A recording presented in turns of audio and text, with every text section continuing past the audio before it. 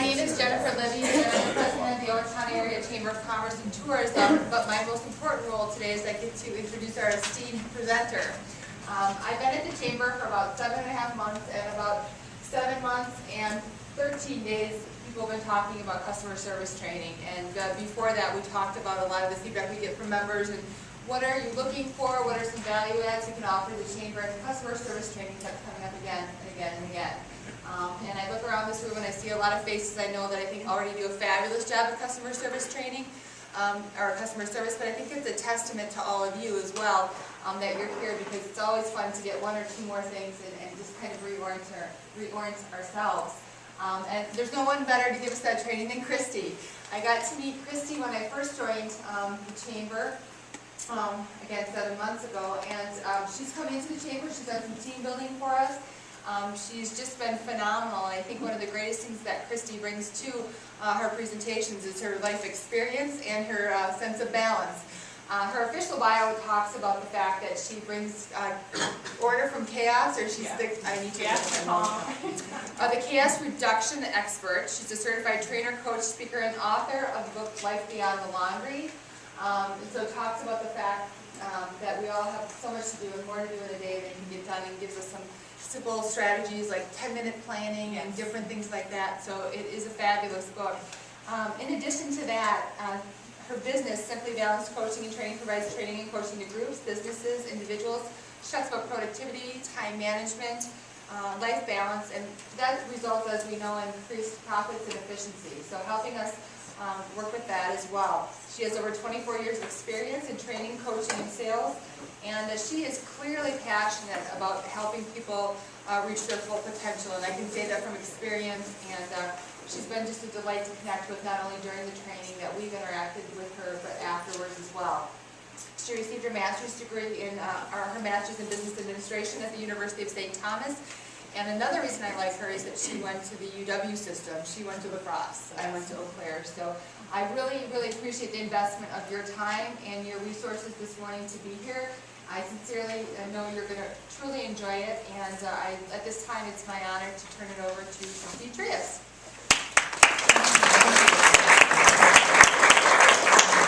Good morning, everybody, and thank you to the Chamber for inviting me to come in, and thank you for all taking time out of your busy schedules to attend today. I'm certain that you will take away 3 or 4 tips that you can apply immediately to take your customer service from good to great. As Jennifer mentioned, I know many of you in the room, and you already do a spectacular job at customer service, and so really amplifying that and powering that up is really the goal of today. So everybody's going to take a little bit something different out of the presentation. This is an interactive presentation, so if you have questions, feel free to ask as we go along. Or if you have some stupendous aha moment, share it, because we'd like to learn from you. And we can get you a share. Oh, you've got it. Okay. You look like you were. Push me off. So. Okay, push you off. All right, great. So we're going to go ahead and get started. Everybody has a handout. Why I am so passionate about customer service is it makes a huge difference. It makes your life easier. It makes your job and career easier.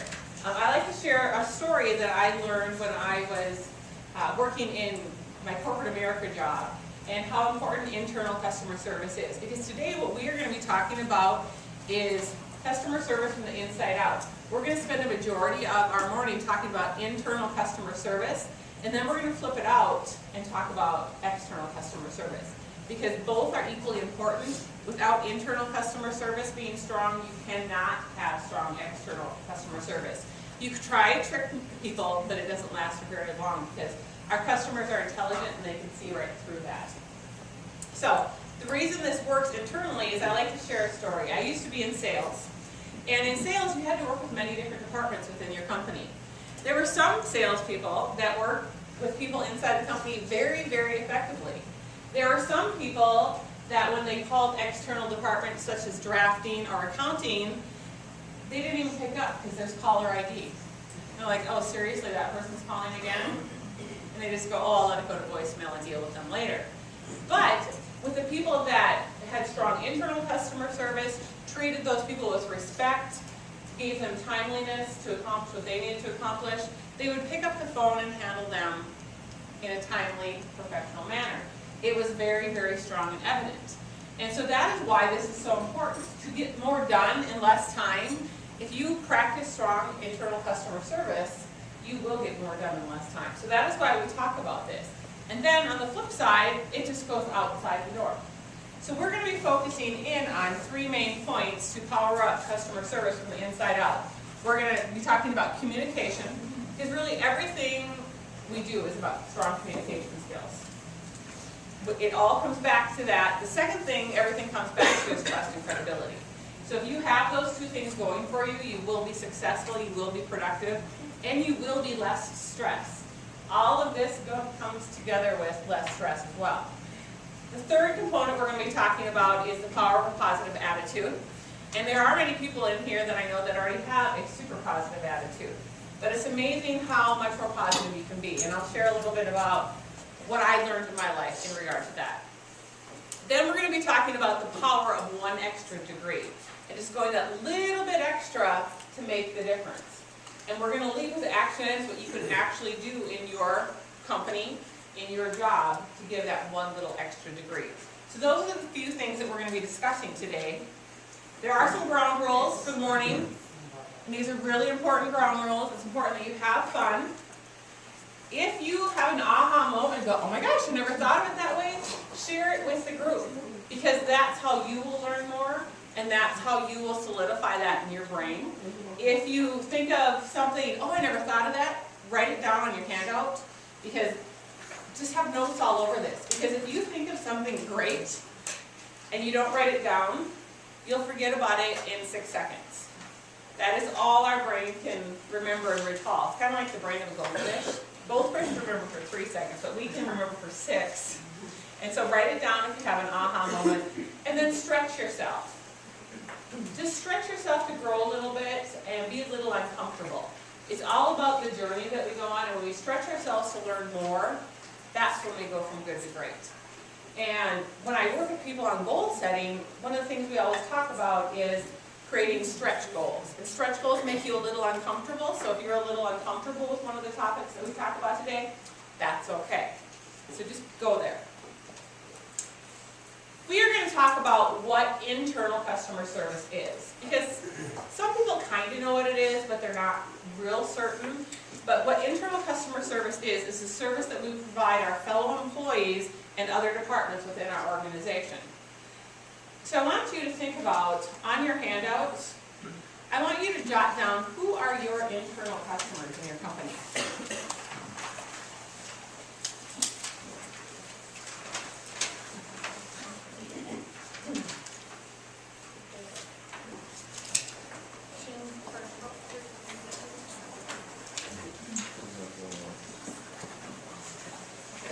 Our pen's not working. We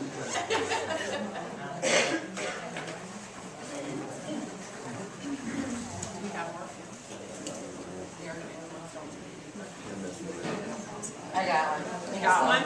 Okay. Yep, this one.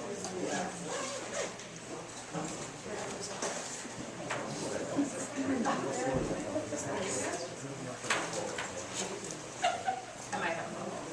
Well, let's take out the baskets.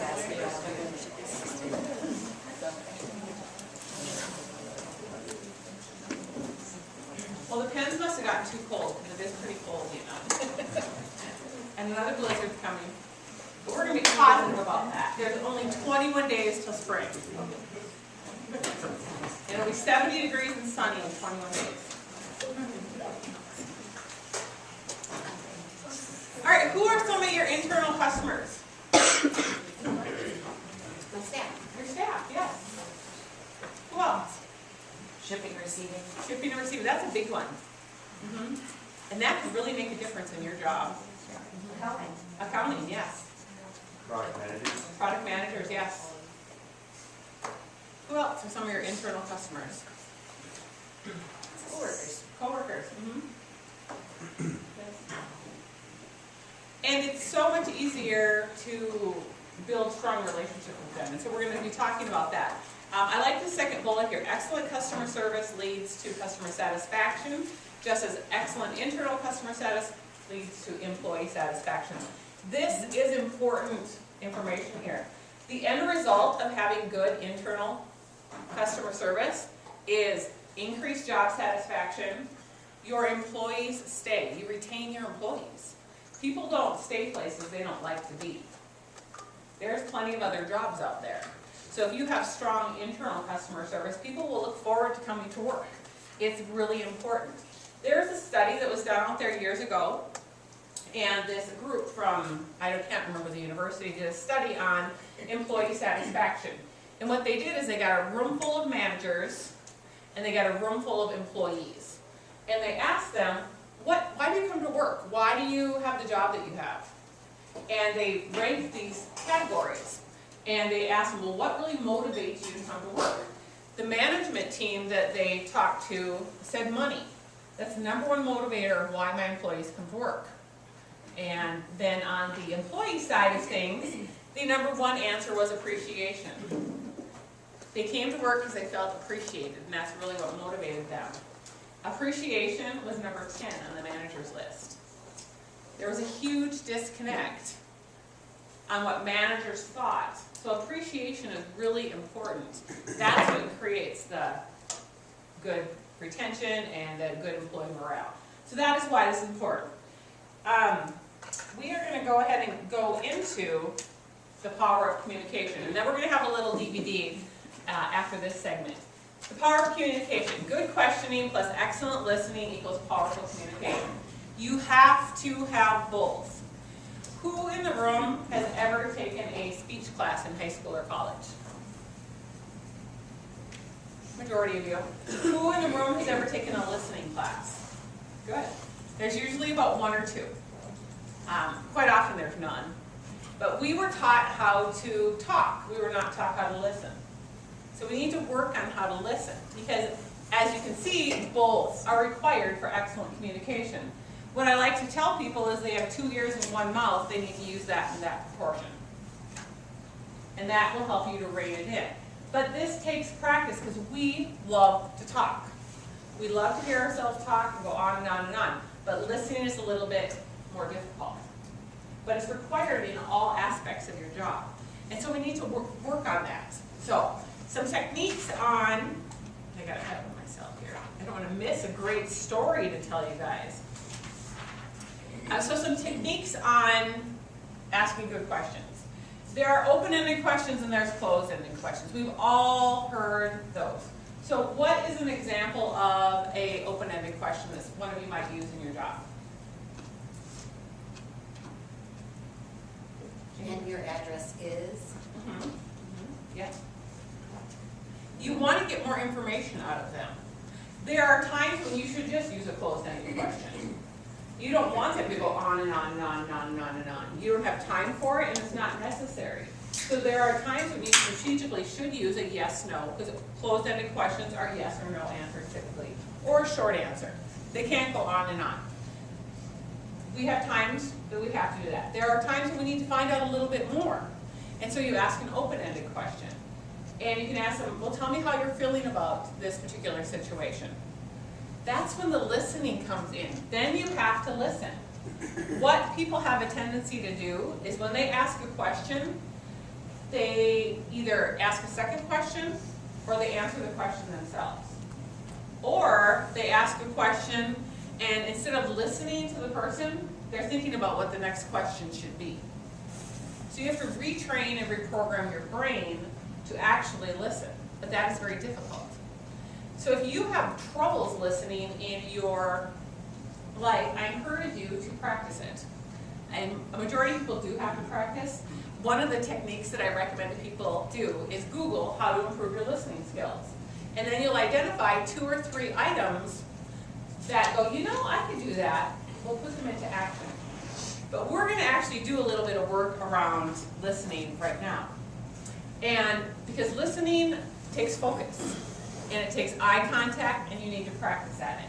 And so we're going to do a little activity, and this room doesn't really conducive to it, but we're going to get creative, and we're just kind of going to stand up. And we're going to do a little activity called Zip, Zap, Zop. And why we're going to do this is because you have to pay attention to the person, you have to focus, and you have to make eye contact. Those are all important skills required for listening. And so we're going to practice that. And it's going to be hard at first. This is one of the areas where you need to stretch yourself. And so we're going to do this little activity and how it works, and I'm going to put you in groups of about 5. We're just going to kind of stand up in places.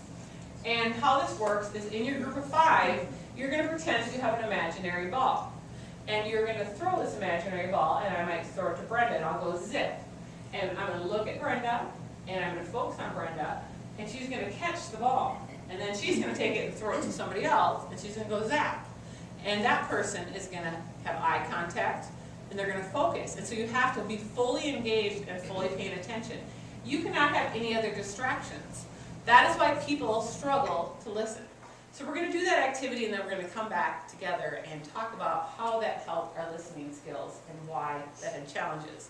So just to review, we're going to go zip, zap, zop. So it's going to be zip, and then the person's going to catch it, then zap, and then zop, and just keep going. And we're going to do that for about 3 minutes, 3 to 4 minutes, which will be a long time, but there's a purpose behind it. So why don't we just go ahead and go in groups of 5. You can stand up and make circles. So we'll go you 5 to here. 1, 2, 3, 4, 5. And 1, 2, 3, 4, 5. 1, 2, 3, 4, 5. 1, 2, 3, 4, 5. 1, 2, 3, 4, 5. And then we'll look at the rest of you. So just go stand in a group. Somebody has to stand. So zip, zap, zop.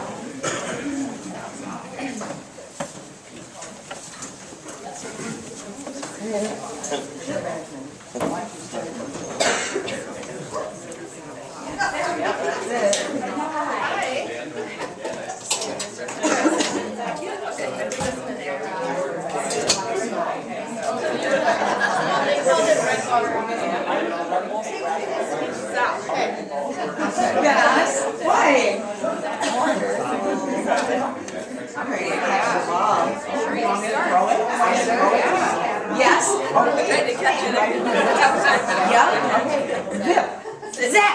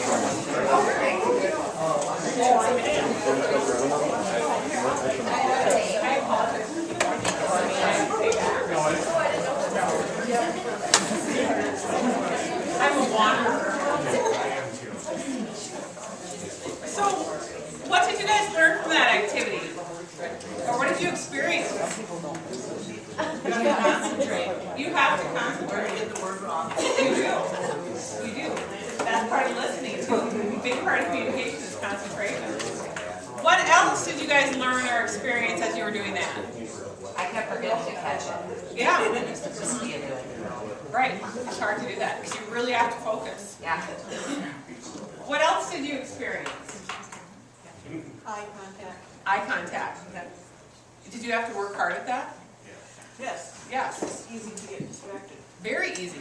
Life is full of distractions. It's amazing. And most of them are caused by ourselves. We can distract ourselves quite a bit. What else did you learn? Was it hard? I found it hard to try to keep in contact with all of those people at one time, knowing where it's gonna be coming from. Right, right. As it went along, what did you find out? I thought it was fun. It is fun. There's a lot of laughing. What a great thing to be doing at 7:59 in the morning. You got better at it. You got better at it, because practice makes better. Who's heard practice makes perfect before in their lives? Who believes that? I think practice makes better, and I learned that from my kindergartner. I lived by the rule of practice makes perfect for years. Then my kindergartner came home from school one day. My teacher told me that practice makes better, not perfect. I'm like, you're right. There is no such thing as perfect. So something to keep in mind. But practice makes better, and you get faster. In the beginning, this group over here was very methodical. But they were going at a good rhythm, but they were very methodical. Some groups over here were more all over the place. I just did this presentation for a large group of 60 people on Friday. And it was people that all knew each other. They were all from the same company. And what happened in a few of their groups is that they kept throwing the ball to the same person. And that person just kept getting the ball back. And so I asked that person, are you the go-to person at work? And they're like, yes. And I had never had that happen before, and that was really interesting. And so think about, do you have the same person that you always go to because you know that you're going to get good results? Maybe you should be going to somebody else and working on powerful communication with them. What else did you experience? Why does that have anything to do with listening? Do you think? It's fun. Why does that have anything to do with listening? It makes you pay attention. It makes you pay attention, exactly. And in listening, you have to pay attention. You have to focus. Because, as I mentioned earlier, our tendency is to, if you ask a question, quite often it's a hard question. It's something new. I mean, if you're at the clinic, someone's coming in and they're not feeling well. And so they're probably going to tell you way more than you want to hear. But they're not feeling well and they want to be taken care of. So you have lots going on. It's like, oh, I've got too much going on to listen to this person. You will learn more and be more effective if you focus 100% in on that person, take in their information, and move forward with it. Whereas if you're distracted, you're going to make mistakes. You might have to call them back and say, hey, what were you talking about over here? So if you focus, it's more efficient. And they can sense it. The person in my life that I have to work with listening on is my husband. Because I'll ask him a question, and he's a ponderer. He likes to think about his answers. I'm like, seriously, come on. And I'm kind of a taskmaster. And so what I do is I will ask a second question, or I'll answer his question, or I'll get distracted by something else. But I asked him a question, so I need to wait for the answer. We need to practice that. Some of you are practicing this through the telephone. A majority of your interaction internally and or externally is through the telephone. That makes listening even harder because it's very easy to multitask on your computer. Are we doing this, that, and the other thing? They can tell on the other side of the phone that you're not listening to them. So just kind of keep that in mind. It's amazing what can be felt through the telephone.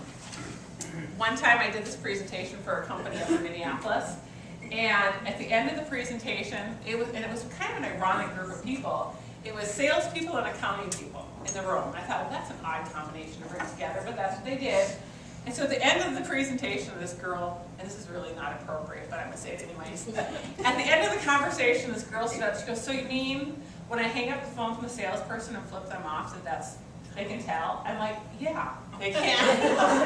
They can tell that you're annoyed. And I'm like, wow, I was surprised.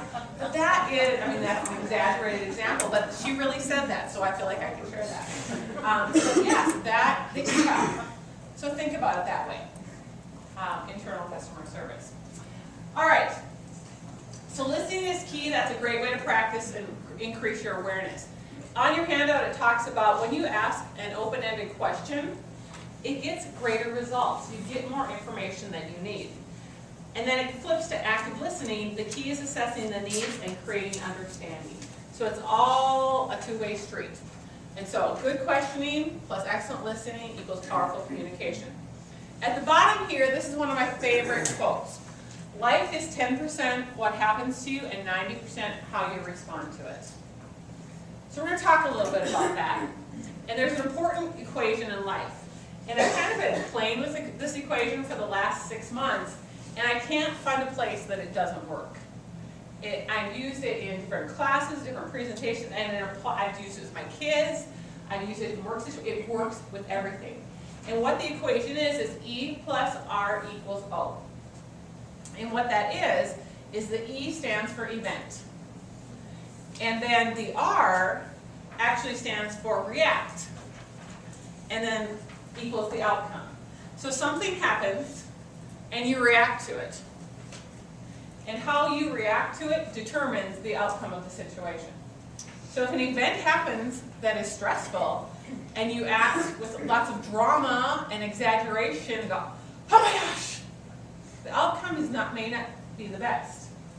Whereas if you step back, think about it, take a deep breath. Breathing is really important. A majority of stress is caused from people just not slowing down and taking a deep breath. A lot of people operate with shallow breathing. Those kind of be up here, not taking in very much oxygen, looking very, very stressed, and it's just kind of breathing up here. If you just slow down and take a deep breath, everybody here, let's take a deep breath. Doesn't that feel good? That relieves like mountains of stress. So when you have an event that happens that might be a little bit stressful, if you just take a deep breath and react better to it, you'll have a more positive outcome. So I have changed in the second equation the react to response, or respond. How you respond to a situation equals the outcome. So really think about how that applies in your life, because situations do happen that cause a great deal of stress. And how you react to it can have a better outcome. A perfect example of this is a couple Thursdays ago, I was down in Albert Lee, and I was teaching a class on how to be more positive in your life. So I spent all this hour talking to 20-year-olds about how to be positive in your life. Then I started driving home on I-35, and a big gust of wind caught me and blew me in the ditch. And I'm going, really? And there I sat. And so I thought to myself, I just taught a class on positivity. How am I going to react to this? Because I had talked about it. And you know, I could have reacted all dramatic and gotten all stuff. What would that have solved? So I just did what I needed to do to take care of it and sat there for 2 hours in the ditch. Thinking about the presentation that I had just done, this car's coming at me, it's slipping on the ice. But you know, it's all how you react to stuff. It could have been a completely different outcome. And so think about that in your job, think about that in your life. One of the things I like about the tools that I train on is they're universal. They can be used at home and they can be used at work. So you don't need to learn 2 sets of tools. We all have our toolbox in life and we put different tools in it. Some tools work better for other people than you. It's kind of like having a regular screwdriver versus a Phillips screwdriver. They're a little bit different, they're kind of the same, so adapt them to meet your unique needs. So that is powerful communication. The next one we're going to step into is 1 extra degree. And I actually have a little DVD that we're going to show about that. Turn it on here for you.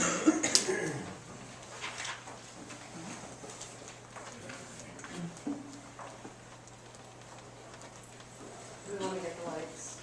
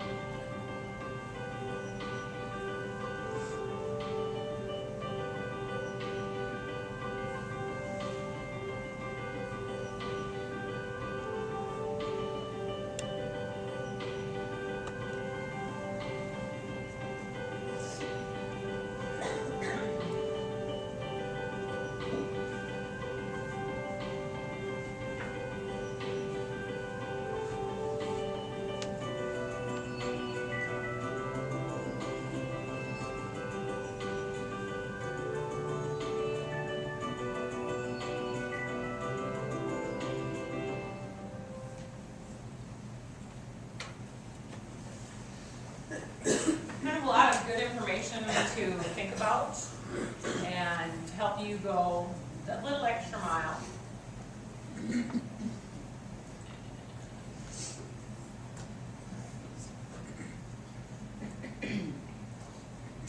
So as you were looking through that, what are some things that jumped out at you in regard to that 212-degree service? So that little bit extra. What jumped out at you? Things that get awarded and appreciated, get done. Yes. You know, I like to talk about appreciation. It's really important in life that we thank people. I used to tell my kids when they were little, please and thank you go a long, long way. I think that was a Barney song. But it's true in life. And I'm not going to sing it for you because I'm not a very good singer. But it's true, and that is things that get appreciated are so key and important. A key ingredient with that is appreciation has to be sincere. You can't just be unsincere about the appreciation you give. I had a manager that, she was very appreciative of all the work that I did. She thanked me for it at least 5 times a day. Thank you for the hard work that you do. Thank you for the hard work you do. Do you think that that really meant much to me? I knew she appreciated me. It made me feel kind of good, but 5 times a day just didn't do it. There was another person that I worked with, and many of you probably know him in the room, Vern White. He was an amazing leader, and he knew how to make people feel appreciated. And he would do it when you had really gone above and beyond that 212 degrees. We've just given that little bit extra. He always noticed, and he had a great way of showing his appreciation. I remember he would just walk by your office and go, great job. And he'd keep on walking to the pop machine. And you just went, oh my gosh, because he knew how to do it right. So if you figure out how to show appreciation right, it goes huge. It can be so productive with your team. So yes, great observation. What else did you notice as you were going through that? You have to treat your coworkers right first, so Yes. they treat other people right. Absolutely. You can try to trick your external customers, but let's say, for example, that you were the bank that you bank at, and you walk in there and everybody doesn't like each other. Do you think you're going to be able to tell? Yes. So it all starts inside. You have to have strong internal customer service. You cannot fool people. If you walked into one of the stores downtown, let's say Owatonna Shoe, and the staff wasn't getting along, do you think you would notice? Yes. Do you think you would go back and purchase from them again? No. And that's what this is all about, creating repeat business. So that's perfect. What other observations did you notice from that? Attitudes are contagious. Attitudes are contagious, and we're going to be talking about that. That is huge. And we're going to show you how contagious they actually are. It's just like a cold is how contagious they are. So we are going to be talking about that, so good. What else did you notice from there? Anything else jump out? Good managers are first service. Yes. Absolutely. One of the things that jumps out for me and kind of touches on that is from the heart. And up here we have aim from the heart. This is all about the emotions that you create at work and for the purchasing experience for our external customer. It's all about the heart. People, and I like this quote, people don't care how much you know until they know how much you care. Most of you have heard that before, but it really rings true. I was working this holiday season with our youth group at my church, and it was about 10 teenagers. And these teenagers, they're like 9th through 12th grade. And they work with the kids that are like 4th through 8th grade. And they're like, oh, they're so noisy, and they scream all the time, and we can't get them under control, and it's so stressful to work with them. And I said, well, do you know how much they look up to you guys? You're like their role models. They want to be you. And they all looked at me. And so I told them this quote, and they all just kind of sat and thought about it. They don't care what you know, because they're all spouting off all this, well, I know this, and I know this. They really could care less. They just want someone to care about them. And that kind of flipped them. And my son is actually one of the youth leaders, so I asked him, I said, have you noticed a difference in the little kids because you're caring more? He goes, you know I have. It makes a difference everywhere. And so but it starts from the heart. And that's why I like this picture here. a big, huge thing. The stuff you're learning today is not earth-shattering rocket science, but it makes a difference. It's kind of like when you drop a pebble into a puddle or a lake. It's that ripple effect. It comes in and out and in and out. It just keeps going. It just takes a little tiny bit. A little tiny pebble can go a long way. And before you know it, it's contagious and keeps going, and you have this big tidal wave at your company. And it's just this great positive place that repeat customers are coming back to, and people look forward to coming there. Have you guys ever gone to a store or a restaurant or some type of business where you walk in and go, oh, I want to be their customer. They are so awesome. Has anybody ever kind of felt like that? They just treated you so nice. Do you think they have strong internal customer service? Write the name of that place down on your paper and think about why you felt like that. Because people make buying decisions and go back based on how they feel. And that's touching your heart. Yes, Shirley, do you have a question? Oh, No, okay. All right. The other thing I like to talk about here is a lot, and the video talks about this some, is respect and credibility. Respect and credibility goes a long way. And you have to be continually making deposits, continuous deposits. And I like to tell a little story about your credibility bank account. And we all have a credibility bank account, and we need to make deposits in it every single day. And we want to have such a high balance that if we take a withdrawal, we don't go into the negative. Because we are going to take withdrawals. We're human beings. We make mistakes. We mess up. And you're going to take a withdrawal. But you want to have so much credibility that people go, that's not like Christy. I guess something must be off. But it doesn't matter. Whereas if I was just kind of skimming here and went into the negative, they're not going to call me back. Think about your stores. Think about the places where you are. People won't come back. But if you've done so much great for them, they're going to go, that's odd. It must have been some manufacturing defect or whatever it might be. I like to share a story of how effective this can be. And a couple of you may have already heard this story. When I was in sales years ago, I had a customer that I worked at Winger, and I had a customer that each summer he made a significant purchase from me of instrument storage cabinets. And every summer he made this big purchase.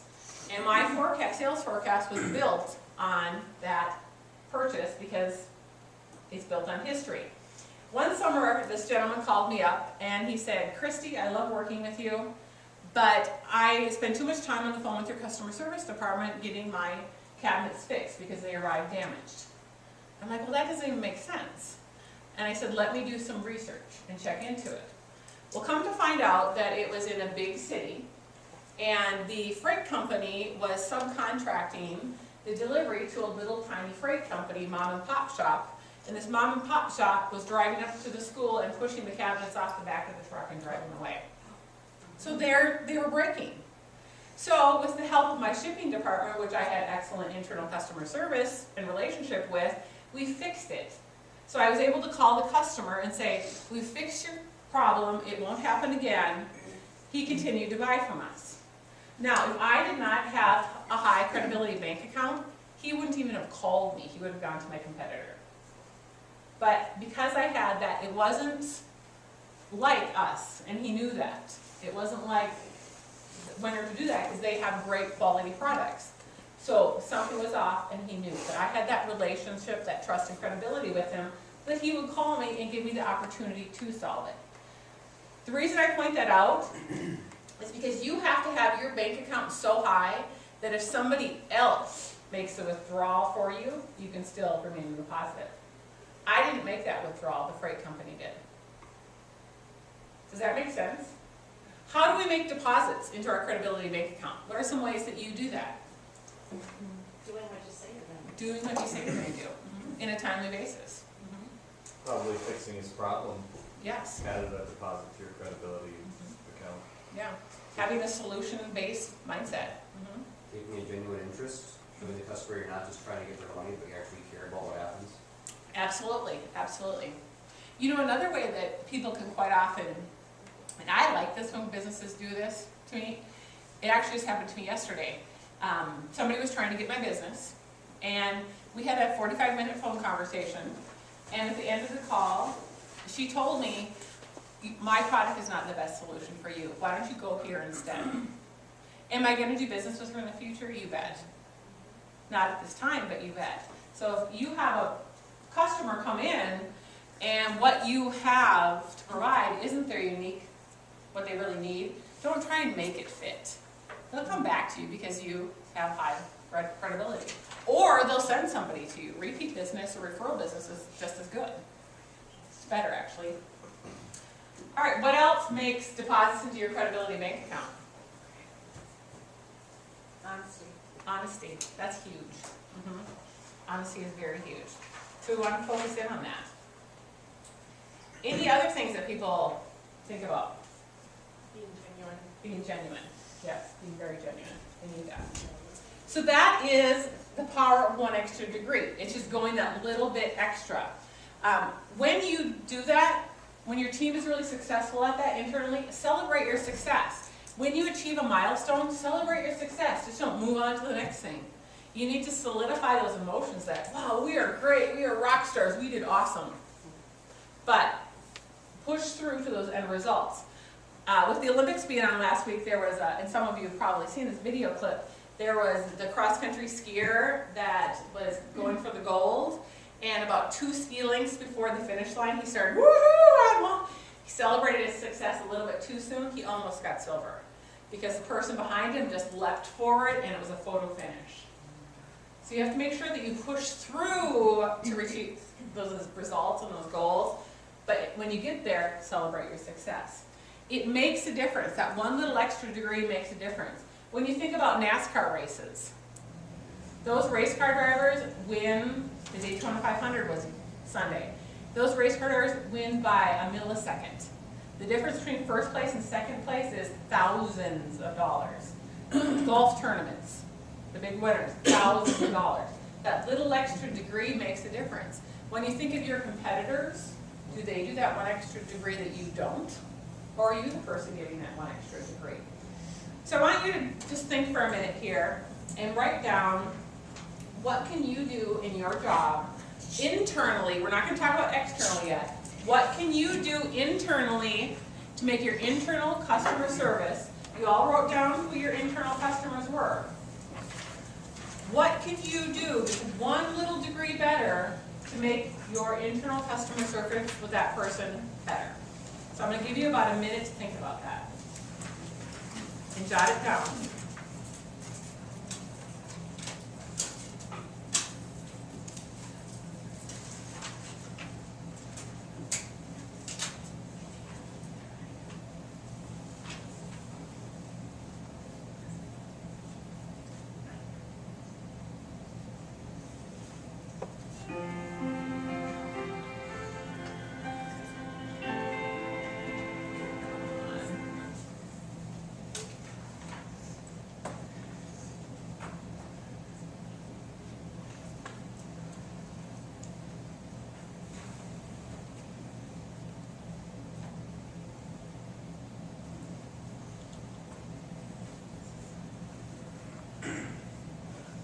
All right, share with your neighbor what you wrote down.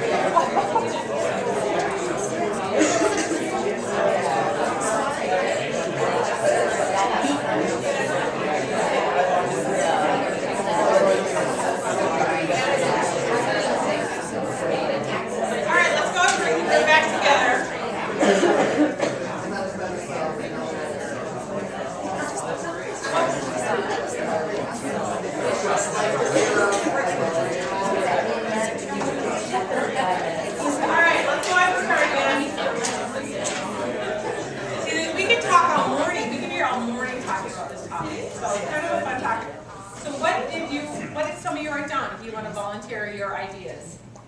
Honesty, sincerity, follow through with what Follow you say. through. Follow through is really big. If you don't follow through, it takes about 2 times for people to go, seriously, they don't get it done. I'm not going to them again. So that is very, very key. What else did you write down? And training, Training. give them the proper tools so they know, you know, what we expect from them as well. Right, right. Because one of the big things that comes out of this communication piece is we don't know what we don't know, and we don't know what others don't know. And that's kind of confusing, but it's the truth. We don't know what we don't know. And so in a conversation, we go, oh, I never knew that. In training, there are places where we might assume somebody knows something, so we just don't train them on it. And then they make a mistake and we go, seriously, you screwed up again. Well, you didn't know. So that is why that powerful communication is key. So yes, good point.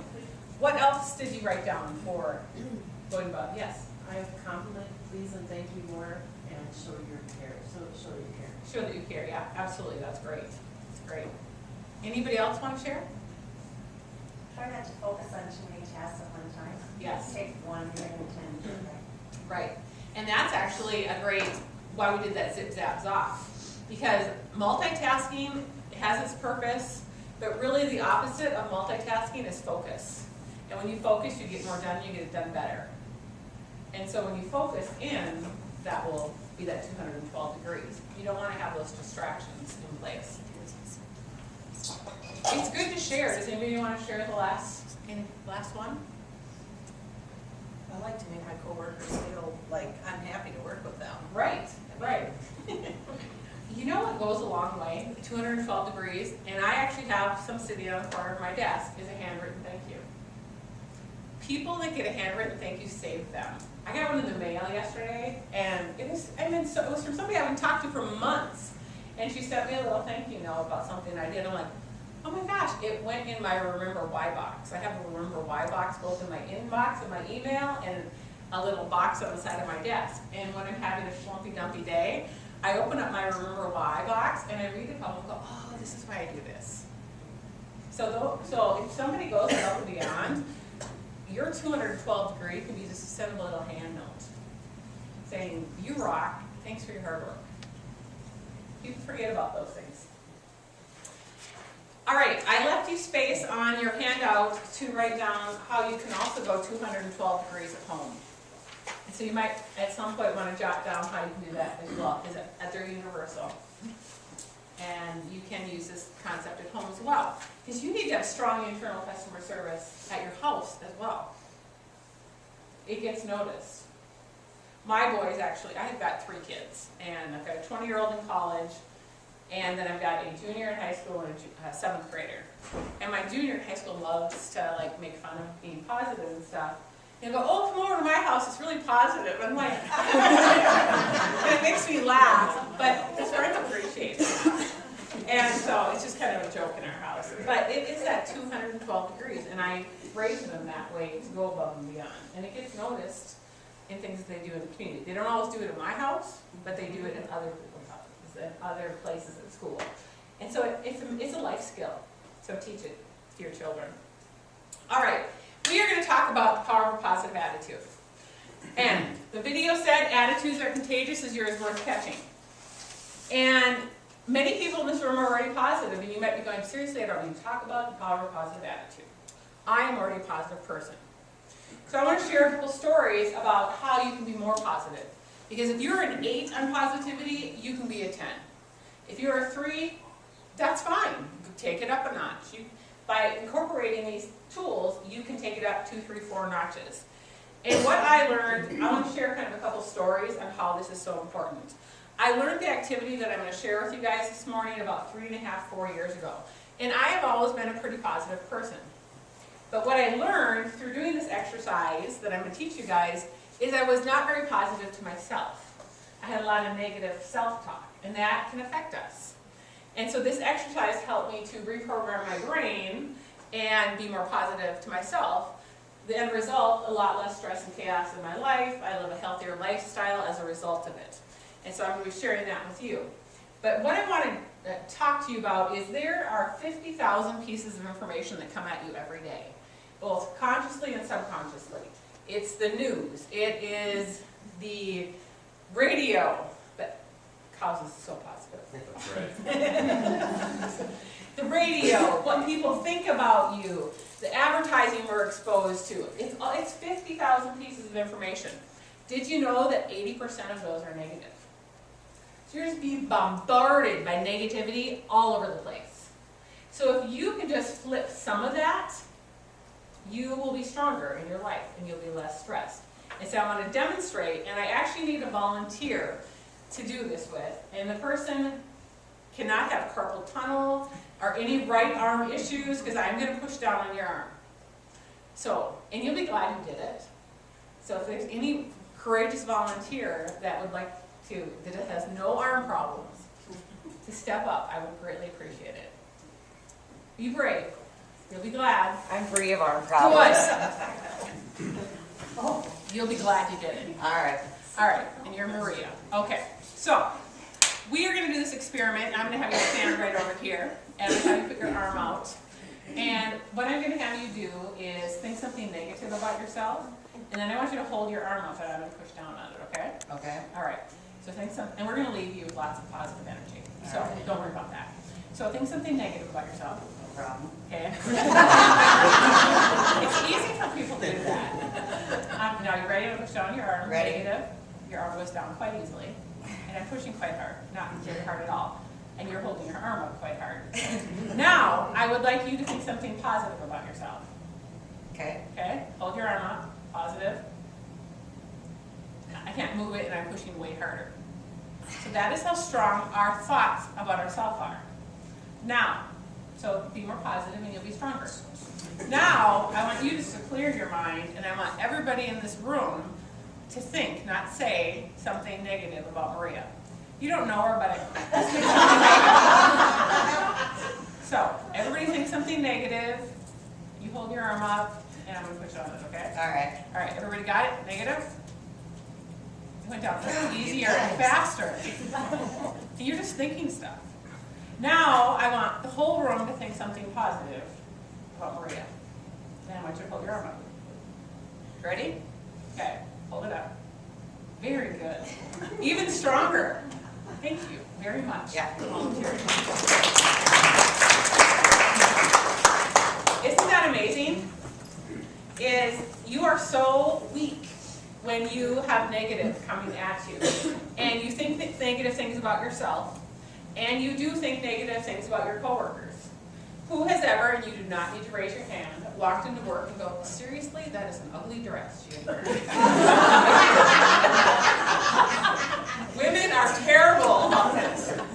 Look at all the negativity, you just weaken them the whole day. Who's ever gone to a Christmas party and gone, oh, nice hairdo? I mean, we do it. It's human nature. So if you can stop that, just stop it, you are making everybody stronger, including yourself. So we are going to learn how to reprogram our brains today. And because our brain is a muscle, and you can train it and strengthen it just like you can your arm. So here's the activity, and this is your 10-day challenge. I want you to take a rubber band, a silly band, or a bracelet, or anything. And for the next 10 days, I want you to, I used to provide silly bands for everybody, but they're not cool anymore, and I can't find them. They used to be so cool that I could get them everywhere. Now I can't find them. So, take your silly band, and anytime you think something negative about yourself or somebody else, you switch it to the other wrist. Anytime you think something negative about yourself or somebody else, you switch it to the other wrist. What you're going to learn is the first day you're switching it all the time. And even if you're already positive, you're going to go, wow, I'm more negative than I thought. Second day it's going to be a little bit less. Third day it's going to be a little bit less. By about day 5 or 6, you're not going to be doing it at all. Because you're reprogramming your brain. And this works. I have reprogrammed all 3 of my children's brains. And it works so well. And I'm going to share with you how it works. My daughter, she's in college, but her summer between high school and going to college, she had a nanny job. And come the middle of August, she was tired of her nanny job. She was tired of the kids, because when they whined, all of her friends had gone to college already, and she was lonely, and she had nobody to do anything with. And my daughter is a positive, pleasant little girl, and I enjoy her. But she turned into this nasty, evil queen of the house. I would rather use a different word, but I won't. But she was just awful, and I thought, oh my gosh, you are leaving for college in 2 weeks. And I don't want to not like you when you leave my house for the first time. And so, because I had reprogrammed her brain, I said, Jessica, get out your silly band. And she said, I don't want to. And I said, tough, get out your silly band. Within 24 hours, I had my daughter back, because it raised her awareness. That's how this works, when you reprogram your brain. How I use this in my life is because I reprogram my brain.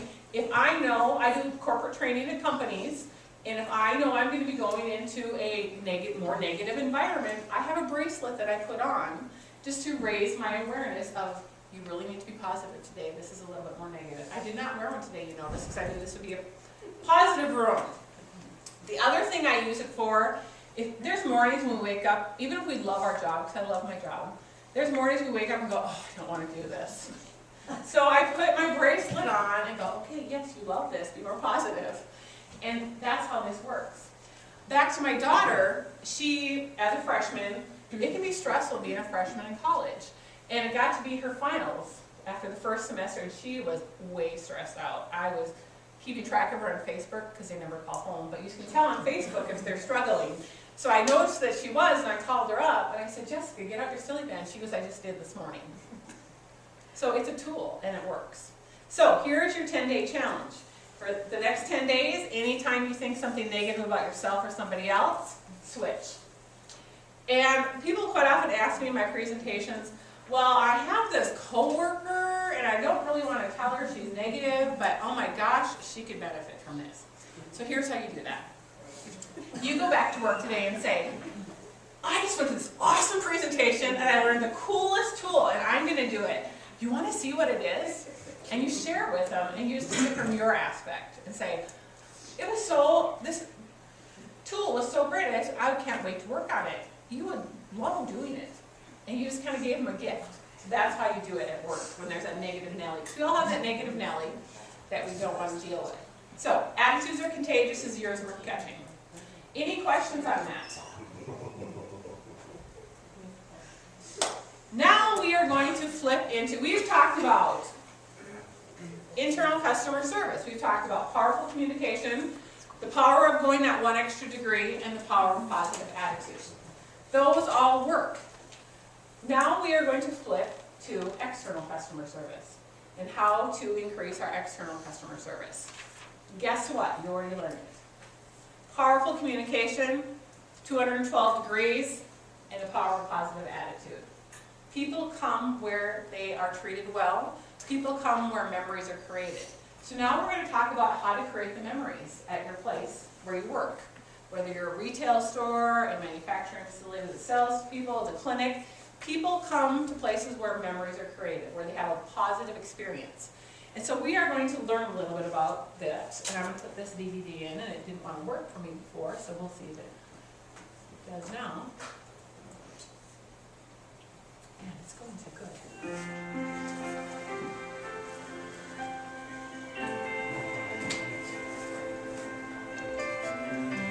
It's not, oh.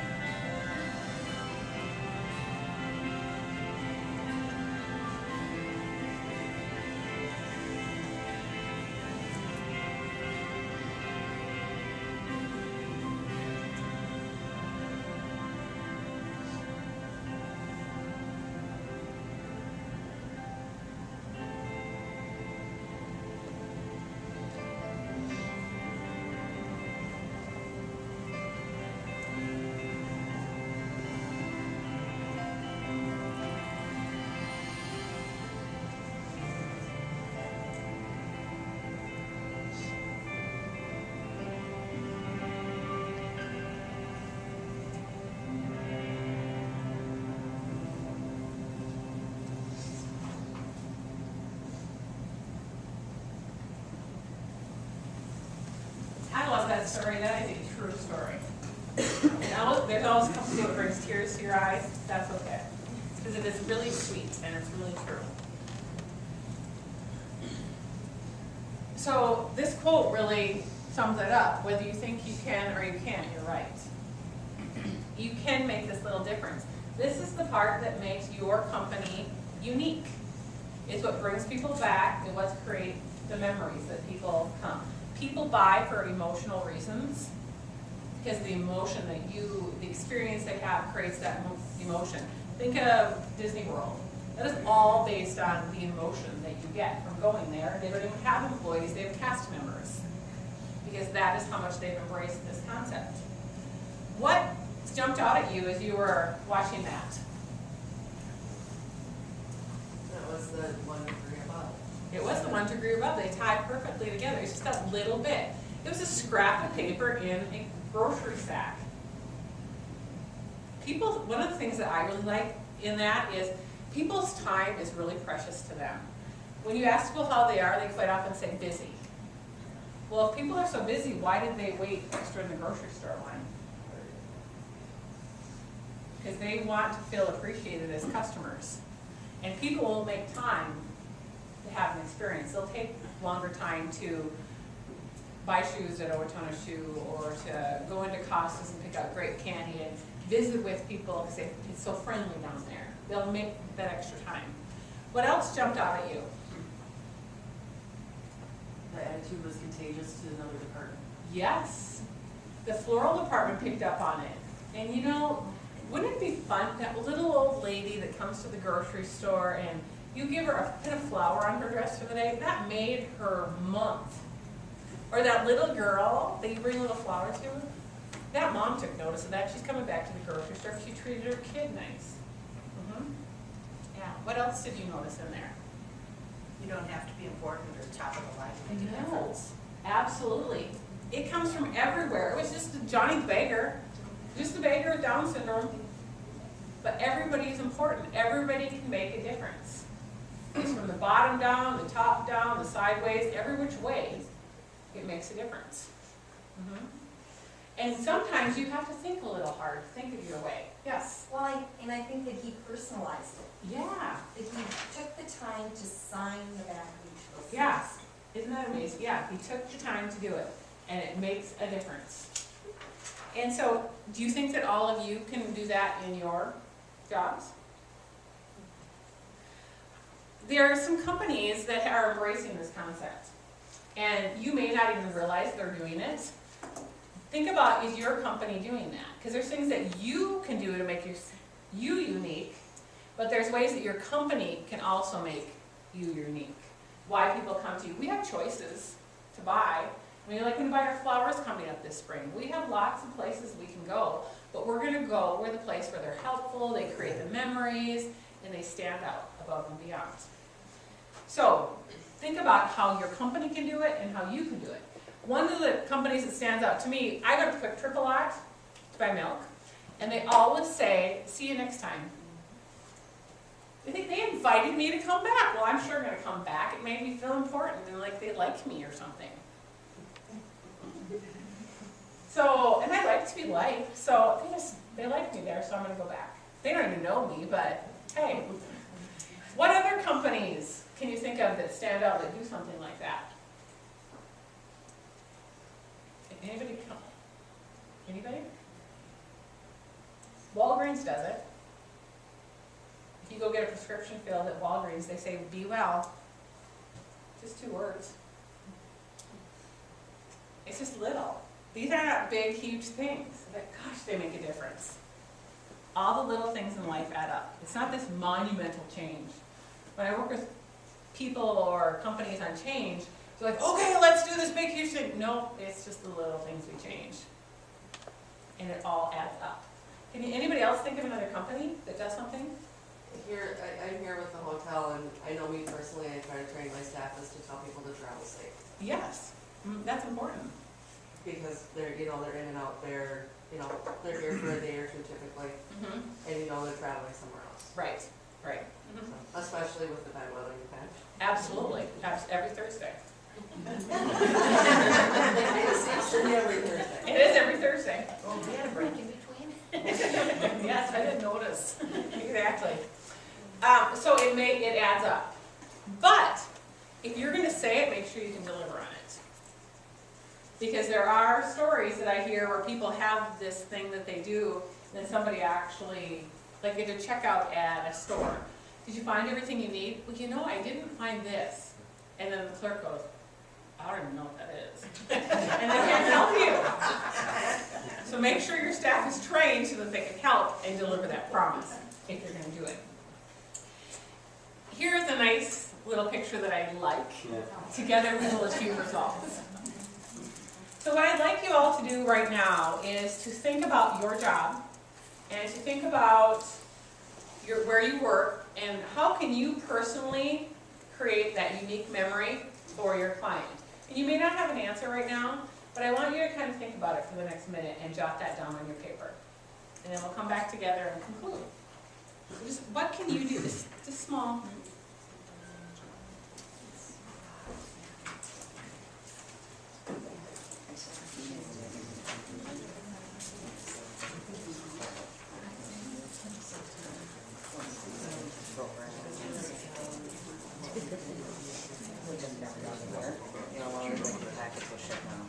Thanks.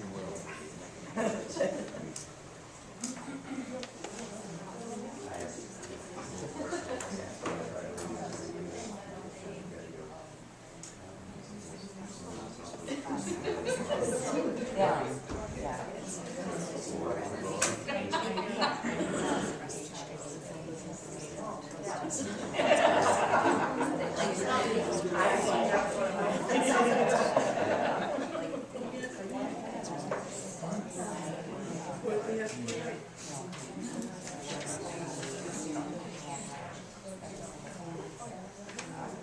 I'm going to pass the sheet around too. If you have questions beyond this time that we have today, put your name down and I can give you a call and help you with any questions you might have with your team.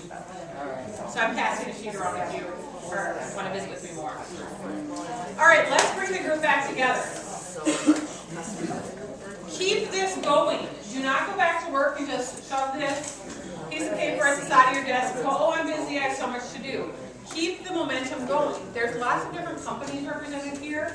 Go back and think of what makes you unique. How can you create that memory for your customer? Because as we know, repeat business and referral business is the best business. It's the cheapest business, it's the easiest way to get new business. And when you touch people's heart, it makes a difference. I want to end with a story, and it's actually a negative story, but you can learn from it. Because it's so impactful. So, I grew up in Minot, North Dakota, and my grandma liked to buy her jewelry. And we all went to the same jewelry store. They treated him really nice, and so we always went back. And he got her jewelry for all the holidays and things like that. So they made a lot of money off of my grandma and grandpa over the years. And my husband, he was very poor when he was in college, and he didn't have much money. But he wanted to buy me an engagement ring. And so he did yard work for my dad to get enough money to go, we lived out in the country and had lots of yard work. And so and I didn't know that's why he was doing it, but he did. So my grandma says, well, go to this jewelry store. And he didn't have a lot of money, and he went to this jewelry store, and they didn't treat him very nice because he didn't have lots of money. Do you think my grandma ever went back there? No. My grandma goes to bingo, and she goes to play blackjack, and she plays bridge. Think she talked about the experience my husband had? Think they lost some business from one bad memory they created? Don't create the bad memories, because everybody matters. Like Johnny Baker, that everybody matters, so you never know who that person is going to touch. And you want to keep that strong internal customer service, so that when your customers come in from the outside, they create great memory and they'll come back, because they will come back if you make the experience positive. And so that is giving you some food for thought for the day, and I thank you all for coming. If anybody has any questions, feel free to ask. Any questions anybody has? I'll stay after if anybody does, but thank you for coming out and joining us today.